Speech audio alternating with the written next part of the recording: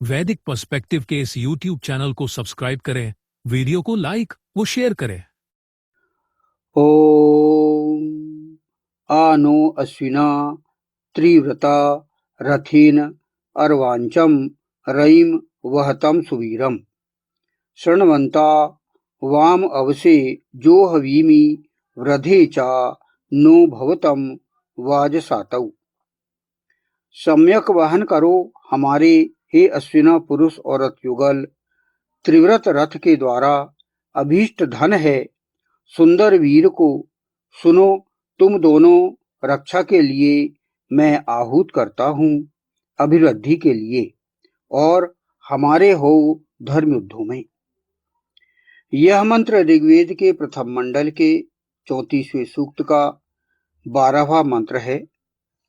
जैसे स्वरूप का अंतर, मतलब ईश्वर का स्वरूप और आत्मा का स्वरूप। तो ईश्वर जिसे हम परमात्मा कहते हैं, वह सर्वशक्तिमान, सर्वज्ञ और संपूर्ण सृष्टि का स्वामी है। और आत्मा क्या है? आत्मा है जीवात्मा, जो हम सभी जीव के अंदर रहने वाली चेतना है, जो सीमित ज्ञान रखने वाली होती है। ईश्वर तो सर्वशक्तिमान है, किंतु आत्मा जो है वह असीमित नहीं है, बल्कि जो है सीमित है, क्योंकि उसका ही अंश है। ईश्वर अंश जीव अविनाशी कहा गया है, तो उसका सिर्फ अंश मात्र है, छोटा सा अंश। तो ईश्वर तो एक होता है और आत्मा अनगिनत होती है। हर जीव के अंदर जो है वो अलग अलग आत्मा होती है। यानी संख्या का अंतर हम लें कि संख्या में ईश्वर तो एक ही होता है और आत्मा अनगिनत होती हैं, ये संख्या का अंतर है। फिर शक्ति का अंतर क्या होता है? सृष्टि का जो रचयिता है और पालक है, संहारक है, वो ईश्वर होता है। और आत्मा क्या होती है? आत्मा केवल शरीर को चेतना देने वाली, स्वयं सृष्टि नहीं बना सकती। केवल अपनी आत्मा जो है शरीर को चेतना देती है और सृष्टि नहीं बना सकती।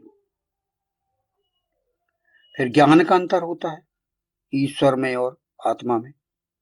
ईश्वर सर्वज्ञ होता है, वह सब कुछ जानने वाला होता है, सर्वज्ञ होता है वो।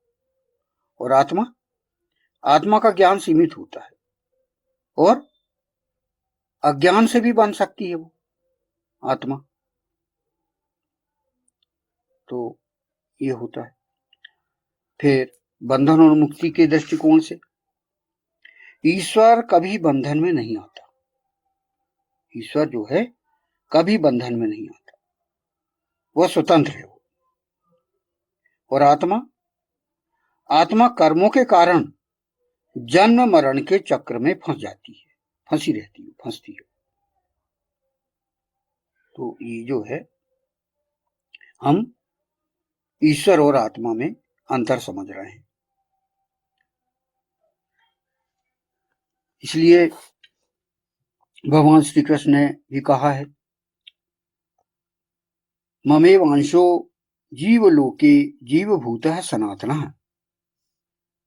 इस संसार में जीवात्मा ईश्वर ही सनातन अंश है, ईश्वर का ही सनातन अंश है। तो इसको हम कुल मिला के एक उदाहरण से हम समझें। कैसे समझें?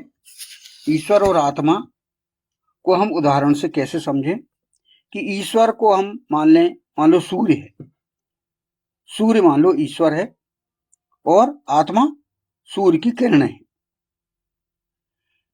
अर्थात किरण सूर्य से ही आती है, पर सूर्य जितनी शक्तिशाली नहीं होती। तो ये हम उदाहरण से इसको हम समझ लें। तो ये एक हम समझ रहे थे कि ईश्वर के क्या प्रमाण होते हैं। तो आत्मा के अनुभव से भी हम ईश्वर के प्रमाण को समझ सकते हैं। तो ये हो गया तीसरा प्रमाण। अब ईश्वर के प्रमाण में नैतिकता का प्रमाण, मॉरल अरेंजमेंट। तो क्या है कि मनुष्य के भीतर एक भावना होती है कि सत्य अच्छा है और असत्य बुरा है।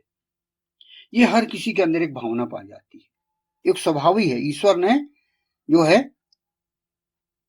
एक स्वभाव ही रख दिया है कि सत्य ही उसे अच्छा लगता है और झूठ जो है उसे बुरा लगता है। यह नैतिक व्यवस्था किसी उच्च चेतना या परम चेतना की ओर संकेत करती है।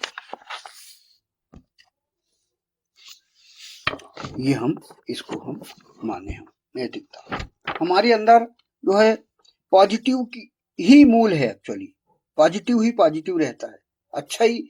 मतलब ईश्वर ने, इस ईशान परमात्मा ने हमारे मन में, मस्तिष्क में जो फीडिंग की है, जो डाटा डाला है, वह सकारात्मक सोच का डाला है, नैतिकता का डाटा डाला है, अनैतिकता का डाटा नहीं डाला है। अनैतिक या अपराधी या भ्रष्टाचारी व्यक्ति वातावरण से होता है और मूल में जो है हमारे मस्तिष्क में अच्छी ही बातें फीड हुई हैं। तो इससे हम समझ सकते हैं। फिर पांचवा प्रमाण हम ईश्वर के होने का देखें कि वेद और ऋषियों का प्रमाण। वेदों में स्पष्ट कहा गया है, एको देवः सर्वभूतेषु गूढ़ः। ये श्वेताश्वर उपनिषद में कहा है कि एक ही परमात्मा सब प्राणियों से छिपा हुआ है। तो ये जो है कई प्रकार के जो है वेदों से हमें उदाहरण के माध्यम से हम ज्ञात कर सकते हैं। जैसे हिरण्यगर्भः समर्थताग्रे भूतस्य जातः पत्री काशी, ऋग्वेद के 10वीं मंडल के 121वें सूक्त के मंत्र में आया कि सृष्टि के आरंभ में एक ही परमेश्वर था, वही सबका स्वामी है। फिर वही है, यजुर्वेद का भी है, ईशावास्यमुदं सर्वं यत्किंच जगत्याम जगत। ये भी इसका प्रमाण है। फिर हम अपने जो है उसमें पढ़ते हैं मनसा परिक्रमण में, सूर्य चंद्रमसौ धाता यथा पूर्वम अकल्पयत्। यह भी जो है परमात्मा ही सूर्य और चंद्रमा को व्यवस्थित रूप से चलाता है। तो ये सब जो है इस प्रकार हम ज्ञात कर सकते हैं। फिर कहा गया है ऋग्वेद में, एकम सद विप्रा बहुधा वदंती। ईश्वर एक है, लेकिन ज्ञानी लोग उसे अलग अलग नामों से पुकारते हैं। तो ये हम व्याख्या करें उसकी कि कोई जो है अग्नि बोलता है, कोई विष्णु बोलता है, कोई शिव बोलता है, कोई ब्रह्मा बोलता है। ये सब जो है उनकी विशेषताओं को लेके है, लेकिन ईश्वर जो है वो एक ही होता है। तो ईश्वर के जो प्रमाण जो है हमें दो तीन प्रकार से मिलते हैं। सृष्टि से, अर्थात जगत की रचना से, ये जो सृष्टि बनी है, जो दुनिया बनी है उससे। फिर नियम और व्यवस्था से, ये जो नियम और व्यवस्था जो चल रहा है, प्रकृति का जो संचालन चल रहा है, उससे मिलता है हमको ईश्वर का प्रमाण। और ऋषियों के अनुभव से मिला है। जो वेद जो उसमें ऋषियों की बात कही गई है, वो ऋषियों ने योग दर्शन में देखकर वेद का जो है हमें प्रमाण मिलता है वेदों का। तो इस प्रकार जो है कई प्रकार से हम ईश्वर के प्रमाणों को हम ज्ञात कर सकते हैं। जैसे ईश्वर सर्वभूतानाम ईदृशे अर्जुनो तिष्ठति। तो भगवान श्री कृष्ण ने कहा है कि हे अर्जुन, ईश्वर सभी प्राणियों के हृदय में स्थित है। तो वही है। तो कुल मिला के ये है कि प्रकृति भी ईश्वर के अधीन है। ये कई मंत्र मिलते हैं। मया अध्यक्षेण प्रकृति है सूयते सचराचरम। उन्होंने इसकी व्याख्या है कि ईश्वर की अध्यक्षता में प्रकृति संपूर्ण चर अचर जगत को उत्पन्न करती है। और वही हमको प्रमाण मिलते हैं कि जब धर्म की हानि होती है तब ईश्वर अवतार लेते हैं। यदा यदा ही धर्मस्य ग्लानिर्भवति भारत। ये जो है आपको मिलेगा कि जब जब भी धर्म की हानि और अधर्म की वृद्धि होती है, तब ईश्वर जो है अवतार लेते हैं। है